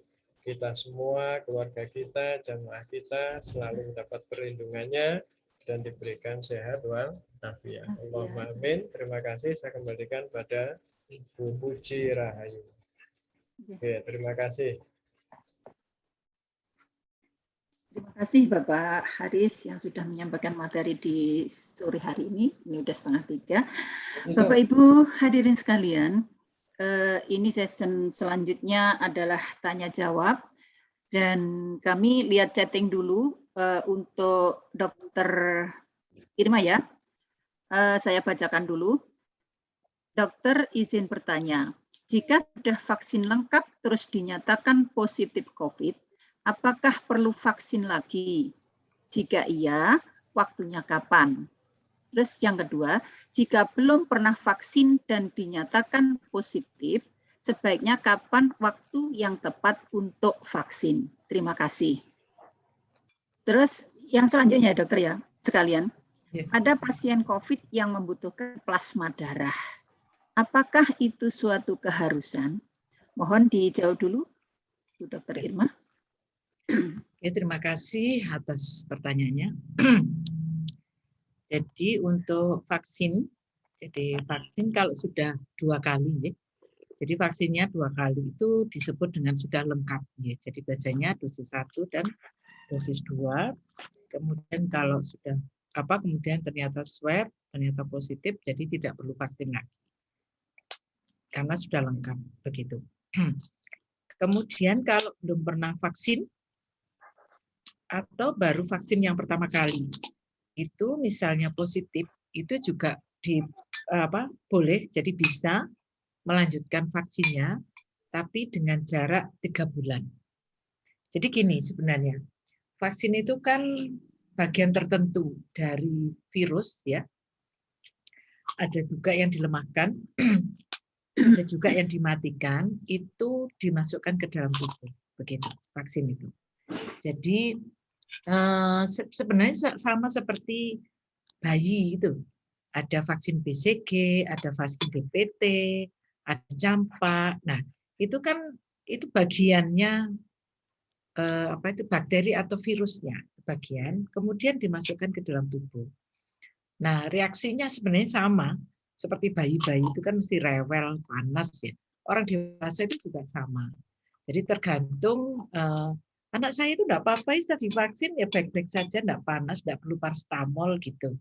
Itu kan tergantung daya tahan tubuhnya masing-masing. Jadi kemampuannya. Jadi di situ, nah tubuh akan mengenali. Jadi itu disebut seperti antigen. Jadi ada benda asing masuk, kemudian tubuh itu akan mengenali. Sama seperti kita kalau masukkan debu di mata, yang terjadi apa? Kan nangis. Nangis itu sebenarnya adalah mengeluarkan debunya. Itu adalah daya tahan tubuh kita. Cuma kalau kena debu itu besoknya lagi kena debu lagi itu masih tetap menangis.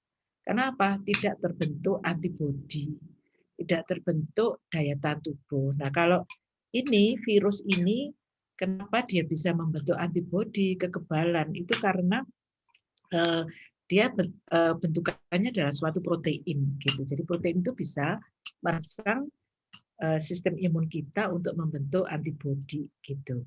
Nah, kenapa kok ada jarak 3 bulan? Jarak 3 bulan itu karena apa? Antibodi kita itu mulai menurun. Sehingga pada saat mau menurun itu diingatkan kembali sehingga bisa diberi vaksin lagi, sehingga bisa mengingatkan sehingga antibodi di dalam tubuh itu terus-menerus selalu ada di dalam tubuh begitu. Harapannya begitu. Kemudian makanya kenapa vaksin ini perlu, ya, jadi vaksin perlu itu untuk mengingatkan tadi. Kemudian yang tadi tentang plasma darah, jadi plasma darah itu apakah suatu keharusan? Ya tergantung dari kondisi pasien masing-masing. Ya. Jadi biasanya dokter itu akan melihat, jadi awalnya memang kan perlu diberikan obat-obatan dulu, antivirus gitu ya, kemudian antibiotik, ada juga obat-obat yang lain ya. Seperti kita ketahui memang obat untuk virus ini memang belum ada, jadi masih dicari. Tetapi yang harapannya kenapa diberikan plasma itu adalah plasma darah ini diambil pada orang yang sudah pernah terinfeksi kan gitu, bukan pada semua orang. Kalau donor darah itu kan kekurangan darah kan gitu, bisa diberikan pada orang-orang yang donor darah golongan A, golongan B, golongan C kan golongan A, golongan B, A, B, O itu bisa diberikan pada orang yang kekurangan darah. Nah, tapi kalau di sini ini plasma darah ini diharapkan apa? mengambil antibodinya. Jadi orang yang terinfeksi tadi itu kan di dalam tubuhnya, atau kita nanti setelah vaksin itu di dalam tubuh kita kan ada antibodinya.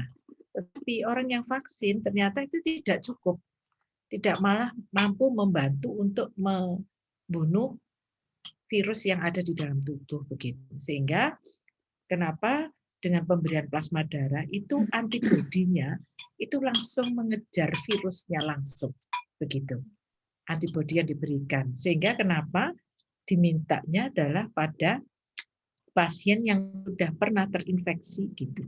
Dan itu imun yang bagus itu biasanya pada pasien yang gejalanya sedang menuju berat gitu. Tapi kalau gejala ringan biasanya antibodinya tidak mampu diberikan kepada orang yang memerlukan plasma darah tadi, tidak mampu untuk menyerang virus yang ada di dalam tubuh. Tapi itu tadi tergantung virusnya. Kalau jumlah virusnya makin banyak, ya otomatis sudah dimasukkan plasma darahnya 2 kolov gitu, kok masih belum bisa baik? Ya karena virusnya replikasinya, memperbanyak dirinya lebih banyak. Ya ini namanya usaha ya.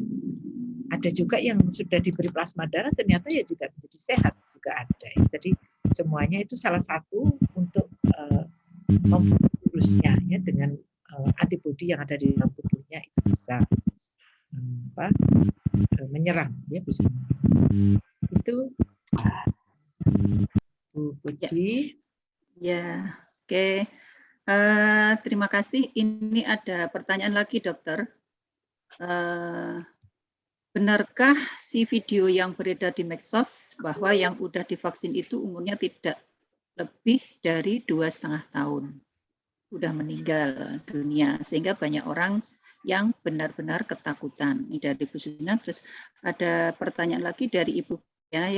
Bagaimana dengan cara komorbid yang tidak divaksin? Apakah perlu surat keterangan dari dokter tentang kondisinya tersebut?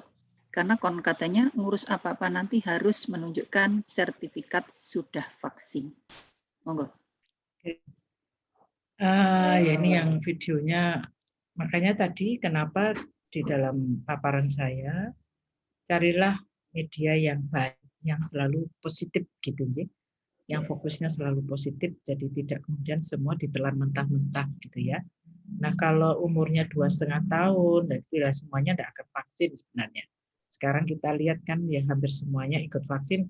Sekarang vaksinnya terbatas, yang ingin vaksin juga banyak. Ya, insya Allah ini sebenarnya dicari dulu ya, jadi keakurasian dari data, jadi tidak hanya satu orang yang bicara itu menjadi rujukan yang terbaik ya. Jadi kalau bisa dicari dia mendapatkan informasi 2,5 tahun meninggal itu dari mana, kemudian harus dicari rujukannya dari mana gitu. Jadi tidak kemudian ditelan mentah-mentah ya. Jadi makanya harus selektif dalam ini ya. Kami aja yang tenaga kesehatan sekarang ini masuki vaksin yang ketiga gitu. Jadi saya kemarin sudah mendapatkan vaksin yang ketiga. Jadi pakai Moderna. Yang sebelumnya menggunakan Sinovac ya, 1-2 itu saya bulan Februari. Jadi Februari saya sudah mendapatkan 1-2 Sinovac. Kemarin di DOM di situ diberi vaksin yang ketiga Moderna ya. Jadi karena yang pertama imunnya agak menurun kan ya, Sinovac itu hanya setelah dievaluasi kurang lebih hanya 6 bulan ya. Jadi 6 bulan itu sudah terjadi penurunan imun sehingga untuk mengingatkan kembali sehingga disuntik yang ketiga kali yaitu menggunakan Moderna. Tapi insya Allah mudah-mudahan Moderna ini juga lebih baik ya. Hampir sama dengan Pfizer ya. Jadi begitu. Jadi karena kami selaku tenaga kesehatan tadi ya orang-orang yang sudah positif ya juga masih keluyuran ke klinik kan gitu ya, kita yang terpapar artinya yang ini ya. Jadi insya Allah jangan ya. Jadi kalau bisa kita selaku di organisasi Asia juga bisa memberikan informasi yang benar sehingga tidak memberikan ketakutan-ketakutan ya. Jadi jangan kemudian ditelan hanya satu video dan apakah sudah banyak gitu. Untuk yang pasien dengan komorbid, yang komorbid ini ya harus ada surat rekomendasi dari dokter spesialis ya. Jadi rekomendasinya memang apakah memang benar-benar tidak bisa dilakukan vaksinasi begitu baru ya. Seperti kemarin ada beberapa itu yang harus naik pesawat ya, tapi dia di Malang menderita COVID gitu, padahal harus segera ke misalnya kemana ini, ke luar Jawa atau luar kota. Nah itu kami bisa melampirkan gitu, membuatkan surat tapi dengan pelampiran, melampirkan surat dari rumah sakit positif hasil swabnya, sehingga ada ditunda, tidak bisa divaksin karena harus ditunda dengan jarak 3 bulan, itu bisa kami berikan gitu. Tapi kalau yang memang tidak bisa divaksin memang harus mendapatkan surat rekomendasi dari dokter spesialis ya. Tapi saya kemarin mendapatkan surat rekomendasi dari dokter jantung, ada yang menggunakan ring ya, jadi pakai ring itu pun juga sudah kami vaksin dan alhamdulillah baik saja. Ada yang kemarin itu pasien dengan HD ya, sudah melakukan hemodialise berapa kali gitu, juga menggunakan vaksin dan alhamdulillah bisa dan baik gitu. Jadi dari kita juga melakukan vaksinasi itu juga dapat dari rekomendasi dari dokter. Jadi dokternya memberikan surat bahwa ini boleh divaksin, sehingga kami juga melakukan vaksinasi. Oke. Itu, ya. Terima kasih Ibu. Masih ada lagi Ibu pertanyaan yang di chatting ini? Ya, dari Ibu Erna ini. Seberapa perlu mengkonsumsi vitamin K2 plus D3 buat yang sudah terpapar COVID-19 maupun yang tidak agar tubuh tetap terjaga. Ya ini. Terus ada lagi. Pak Aris satu Bu. Oh ya, oke. Chat. Oke. Ini sebentar dari Bu Lulu ya. Apabila jenazah disuspek positif COVID, tapi keluarga tidak bersedia tes swab untuk almarhum, apakah masih bisa menularkan? Syukron. Ya, ini. Terus ada lagi jenazah jenazah apabila jenazah disuspek positif COVID, tapi keluarga tidak tersedia tes ya Bu ya, apakah masih bisa menularkan? Nah. Oke. Monggo Bu Erma. Jadi seperti tadi saya jelaskan bahwa belum ada pengobatan yang khusus ya untuk virus ini, sehingga memang salah satu caranya adalah bagaimana untuk meningkatkan ya. Jadi meningkatkan sehingga meningkatkan daya tahan tubuh atau imunitas kita gitu ya. Jadi kayak antivirus kemarin itu juga terjadi perubahan ya. Jadi cukup cepat sekali untuk panduan pengobatan itu juga setelah menggunakan oseltamivir kemudian diganti lagi karena ternyata efektifnya kurang, ditambah lagi jadi terus berkembang ilmu ya. Jadi ilmu itu jadinya berkembang bagaimana bisa mendapatkan yang memang benar-benar bisa digunakan untuk virus ini. Jadi sebenarnya vitamin yang bisa digunakan itu memang bisa vitamin C, vitamin D maupun vitamin K gitu ya. Tapi yang sebagai panduan di pengobatan itu biasanya diberikan adalah vitamin C dan vitamin D. Karena untuk vitamin K itu tergantung dari pasien ini memiliki gangguan pembekuan darah atau tidak, sehingga diberikan. Nah, sebenarnya vitamin D, vitamin C itu kan vitamin K itu bisa kita peroleh dari makanan kita. Ya, jadi kalau memang kita lagi sehat, ya mungkin lebih baik kita dapat asupan dari makanan yang kita makan. Ya, jadi keju, telur kan gitu ya. Kemudian berjemur. Nah, itu kan bisa diperoleh dari kita gitu ya. Jadi vitamin C seperti buah-buahan itu sebenarnya cukup ya. Jadi kenapa kok pasien COVID ini diberikan ya karena asupan makannya agak kesulitan. Jadi sebagian besar nafsu makannya menurun ya, sehingga untuk asupan makanan ini bisa dibantu dengan dalam bentuk tablet gitu ya. Jadi di situ harapannya adalah bisa untuk meningkatkan sistem imun, juga menurunkan risiko infeksi di saluran pernapasan gitu. Kemudian yang Bu Lulu yang meninggal, kita sendiri juga tidak tahu ya, karena ketidaktersediaan, karena saya juga ada, jadi saya juga memantau pasien dengan swab antigen positif, kemudian sudah disampaikan ke puskesmas juga punya komorbid diabetes ya, sudah saya sarankan untuk ke rumah sakit, masih tetap tidak tersedia, tapi ya mudah-mudahan dengan doa saja begitu ya, sama pemantauan kondisi, kemudian juga diabetes sudah menurun dari 500 kemudian menjadi 180, sudah baik, cuma oksigennya yang masih kurang baik ya, jadi bisa turun sampai 80, kemudian naik lagi gitu ya. Kemudian satu keluarga tidak mau swab antigen, jadi artinya ya kembali lagi ke masing-masing ya, artinya apakah dia terpapar atau tidak begitu, dan upayakan kalau memang seperti itu ya isolasi mandiri ya, karena kadang-kadang juga ada biaya ya, jadi biaya sama stigma itu loh yang dia tidak ingin dia dicap bahwa COVID ini adalah sebagai aib tadi ya. Yang penting dia isolasi mandiri ya minimal 10 hari tadi ya, kalau memang tidak ada gejala, kemudian itu disebut dengan baik, bisa seperti itu. Jadi kita juga nggak bisa mengetahui karena bisa terpapar atau tidak, karena hanya diagnosisnya memang menggunakan swab begitu dulu. Oke. Terima kasih Bu Irma.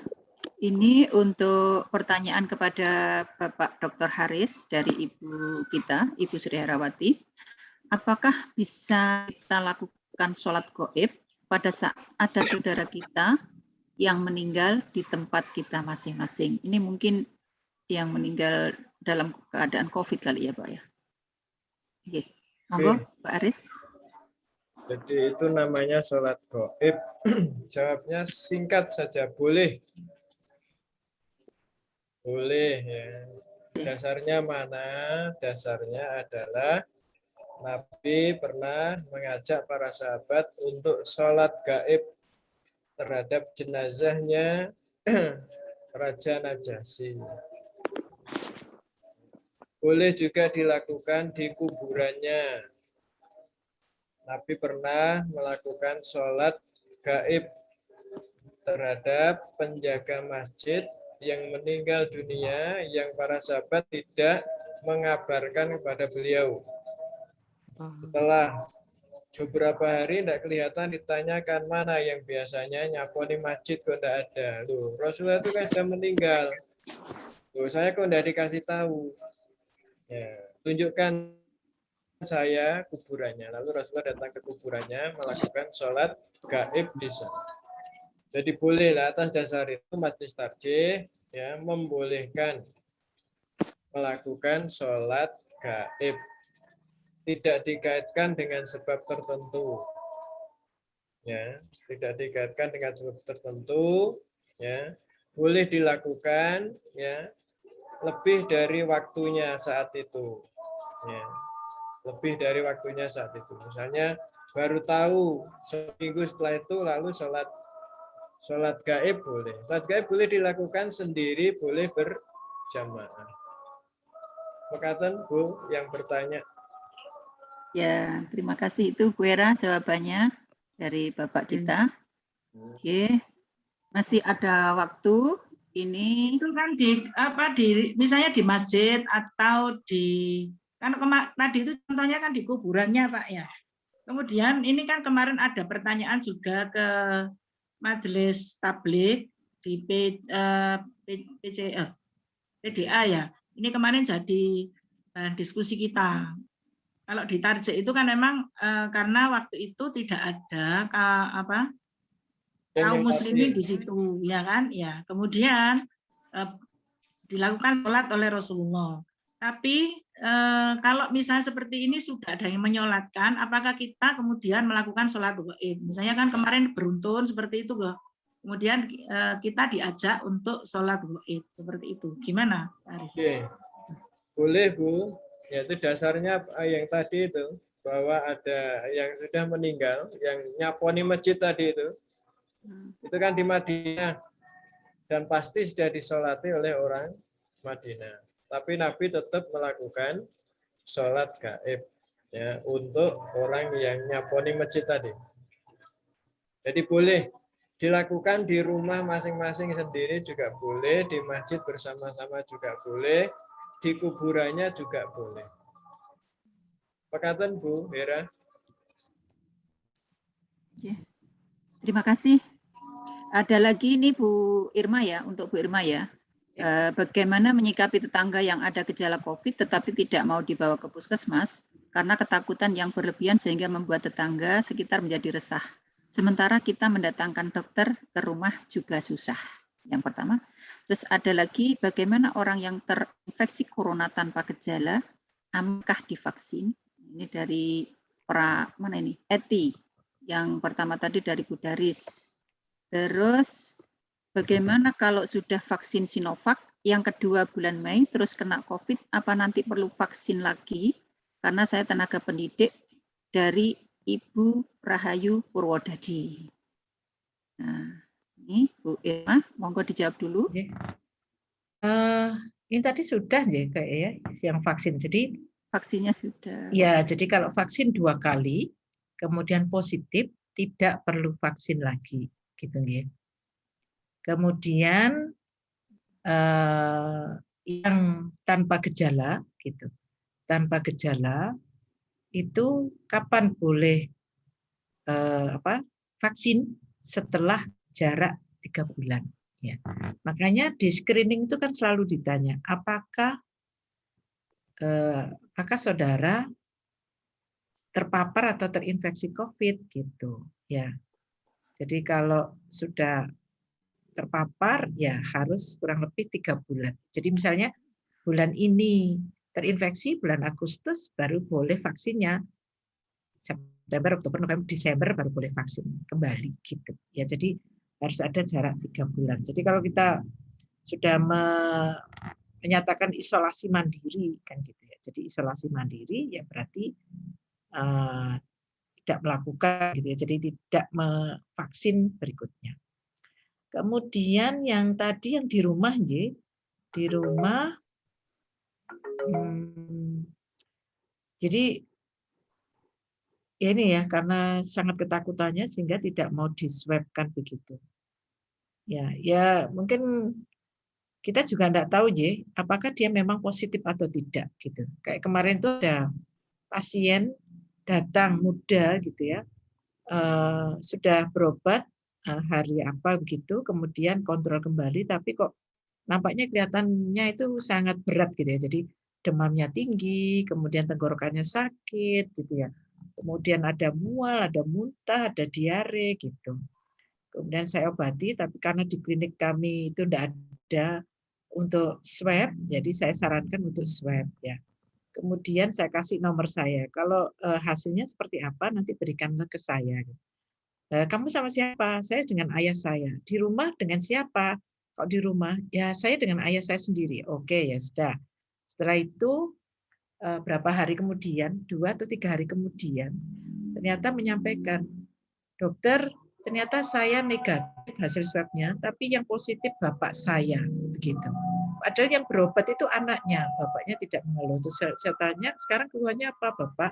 Ternyata keluhannya adalah batuk. Jadi dia agak demam, batuk. Nah, kemudian diswabkan, ternyata yang positif adalah bapaknya. Sehingga belum tentu ya. Artinya gini, kita curiga seseorang itu kadang-kadang belum tentu bahwa dia memang benar positif atau tidak. Ya. Jadi mungkin ya diupayakan aja kalau kita mencurigai ya nanti diberitahu kalau memang tidak mau swab ya bisa dilakukan isolasi mandiri dulu di rumah selama 10 hari.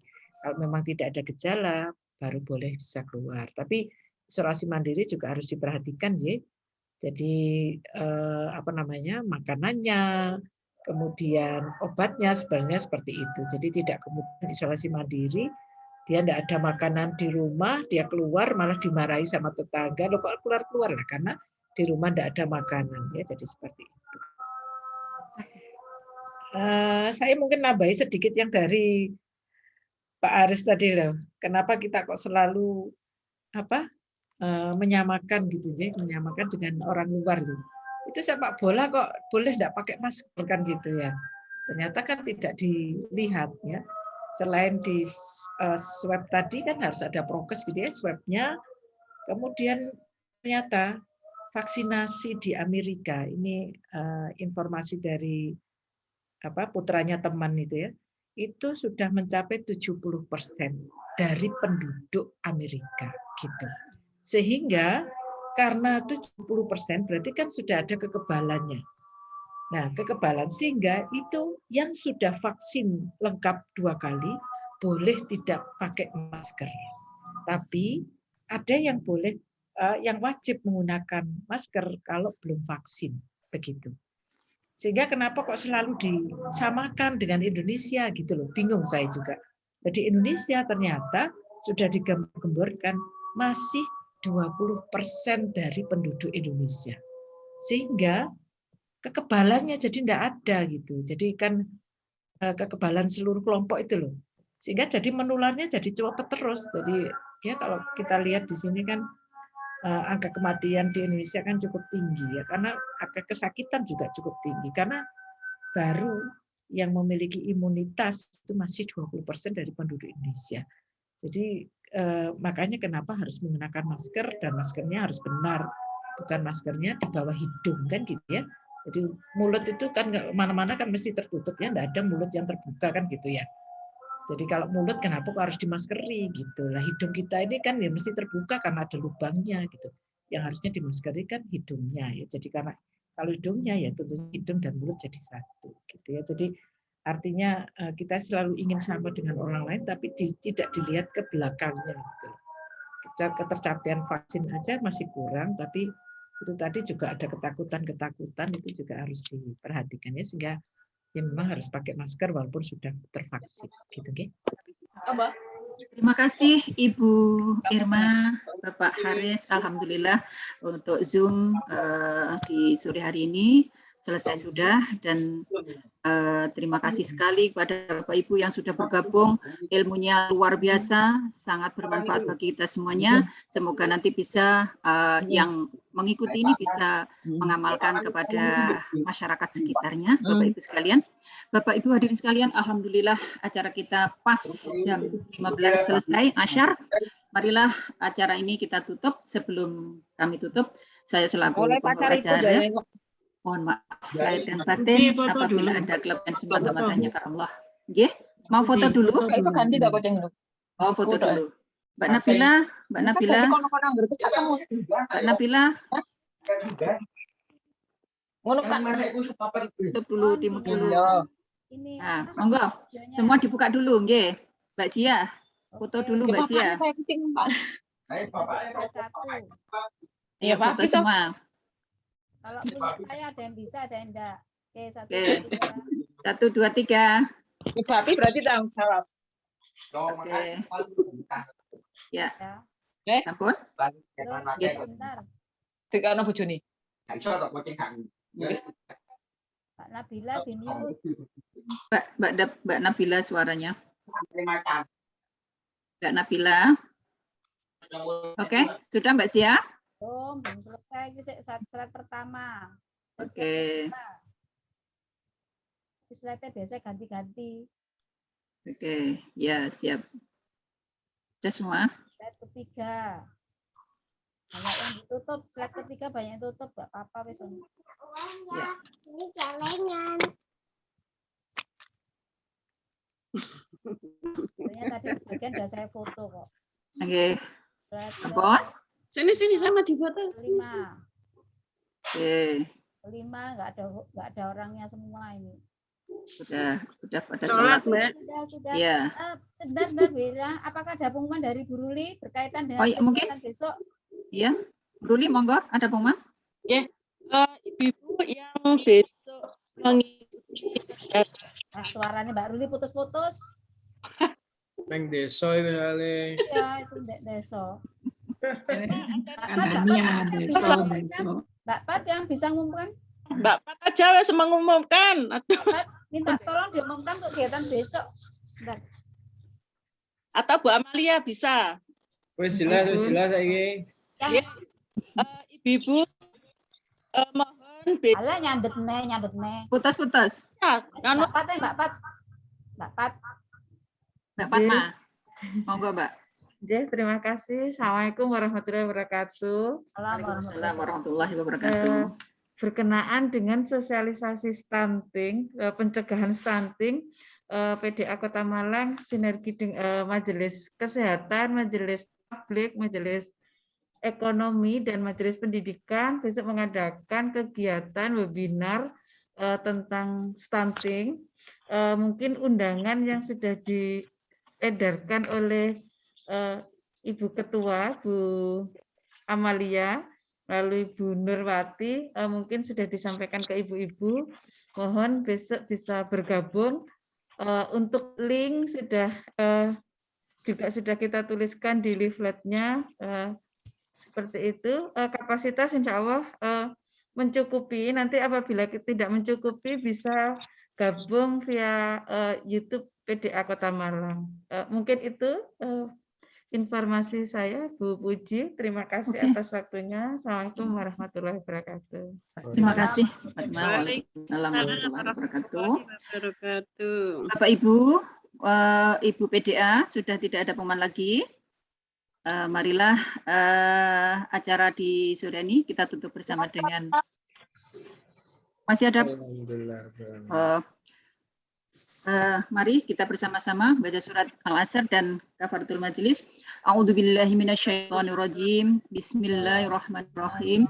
Wal 'ashri innal insana lafi khusrin illa alladzina amanu wa 'amilus solihati wa tawassaw bil haqq wa tawassaw bis sabr.